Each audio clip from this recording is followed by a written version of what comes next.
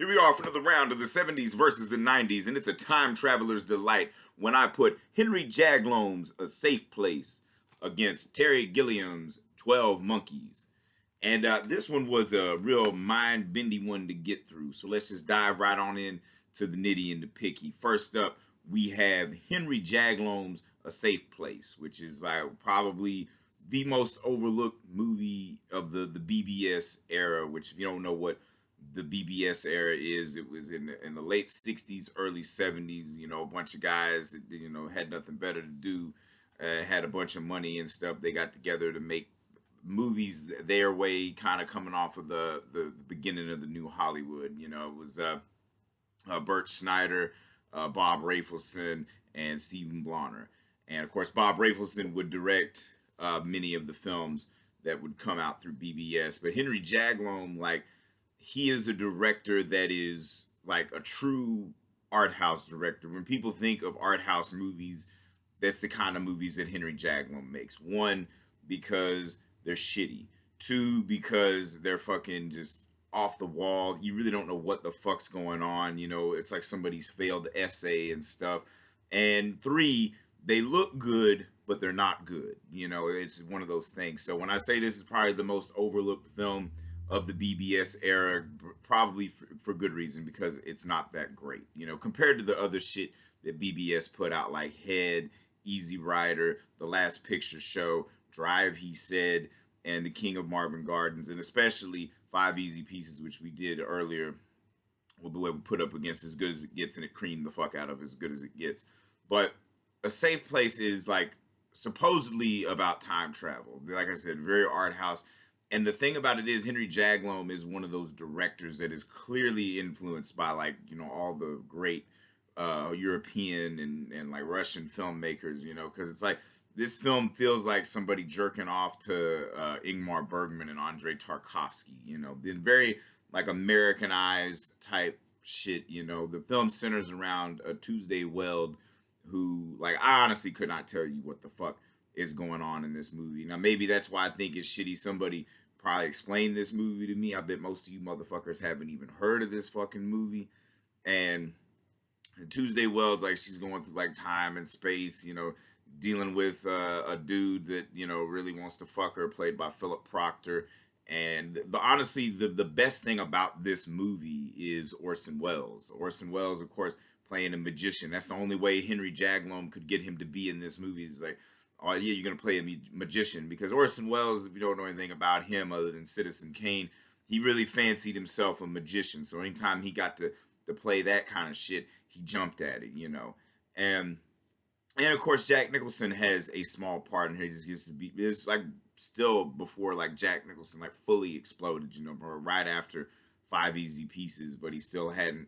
It really wasn't until Chinatown that motherfucker just became a fucking superstar. So he still had, it was able to play around and shit. He had yet to become the persona of Jack Nicholson. But like I said, this movie is fucking lame as shit. Let's tack on a bunch of French songs and shit. Like I said, it has a good look. The film looks good. It's got a vibe to it that's if I was really stoned, I could vibe with this shit. But if you're sober and watching this shit, you're like, what the fuck is this shit? So, and and I will say this though, this is Henry Jaglom's best movie, because it's the least pretentious, and that's saying something. His films are very pretentious. Honestly, it's kind of like Woody Allen without all the fucking film quotes and shit.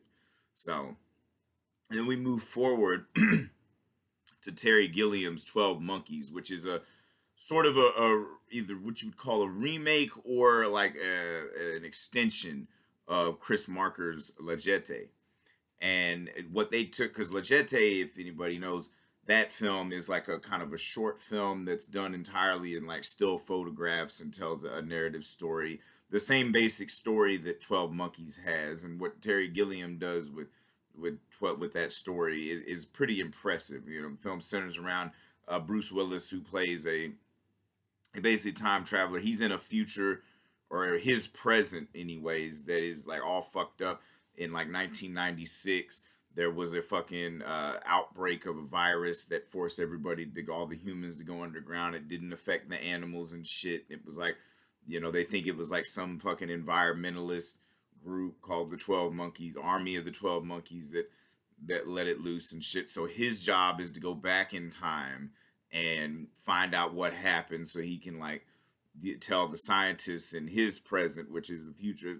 The film itself is very mind-bendy, mind-fucky, but it's done so in a way that it's very entertaining. Like Terry Gilliam is one of the few directors that can make a movie like this and one, make it not seem pretentious, and two, make it very fucking entertaining.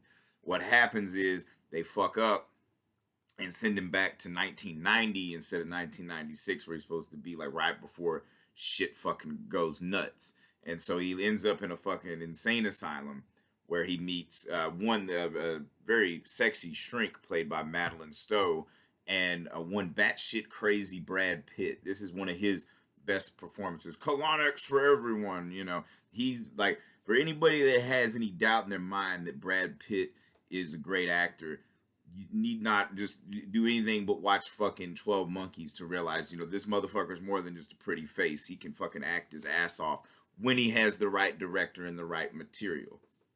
And so he gets out of that bullshit. And I would say this thing about Terry Gilliam is nobody films insane asylums quite the way that Terry Gilliam does. There's certain, I don't know if he just has a certain understanding or like, just very, very attuned to that kind of skewed fucking reality. I mean, if you've seen his other films, you can kind of understand that, I guess.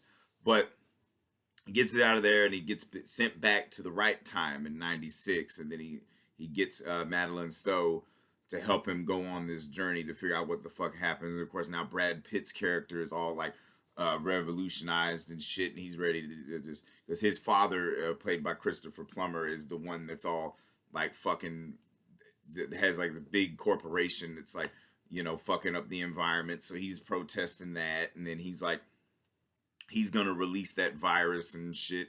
But then it turns out it ain't even him at all. It's fucking David Morse and shit who works for the company, and he lets the shit loose.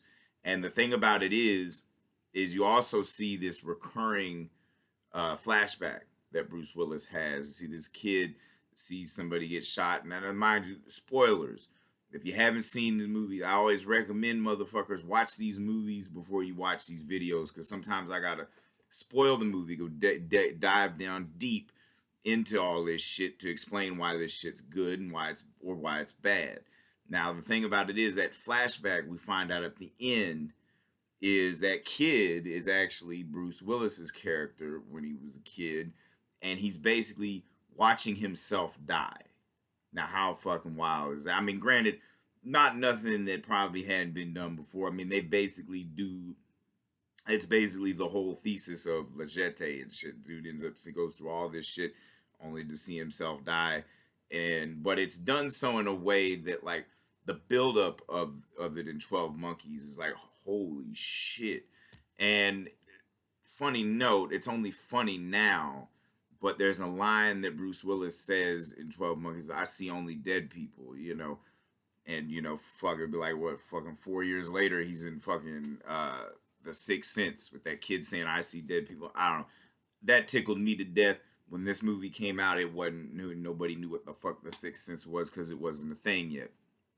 And so, but the thing about it is 12 Monkeys is like one of the best Terry Gilliam films. And it's like, think about Bruce Willis too, like especially around this time, he was in a lot of like really like great sci-fi, because he also was in like The Fifth Element, and I mean, I don't know if we technically call Armageddon great sci-fi. I mean, maybe the Taco Bell of sci-fi, but fun nonetheless. And of course, like everybody in this movie is brilliant. The look of it is great. It just has, and it moves like a bullet. It's fucking 2 hours and 10 minutes of just solid like mind-fucky entertainment that only somebody like Terry Gilliam can deliver and shit. So this round clearly has to go to 12 Monkeys because one, Terry Gilliam is one of the greatest directors of all time, and of course, most of his movies were that nobody else even comes close to the shit that he made, with maybe the exception of Jean-Pierre Jeunet, the French Terry Gilliam. But there's only one Terry Gilliam, and even when he's doing something as pretentious and fucking mindfucky as this, he doesn't tend to go the shitty route that Henry Jaglom does. Now the thing about this, Henry Jaglom didn't intend to make a shitty movie. They just come out that way. You know, shit happens sometimes. But for anybody keeping score, that is 81 to 65. 70s are only up by 16 now. The 90s kind of came and broke out the streak. Like they do that with those 1-2 punches. But the question is, can they continue to do that? You know, the thing about it is the 70s, they've been holding strong for a while. And the 90s may get them a couple of times here and there, but then they come back to put the 90s back in their place. So if you feel like if I've said anything wrong, anything you disagree with, feel free to eviscerate me in the comments. Like I said, this is one asshole's opinion on one long self-indulgent journey to figure out which decade was the best for movies, the 70s or the 90s. My money is still on the 70s, but like I said, the 90s, they had shit like 12 Monkeys and many other gems that easily can knock down some of the pretentious ass shit that the 70s came out with. But 70s had some of the fucking greatest don't give a fuck movies that you'll ever see, and they probably will never make again.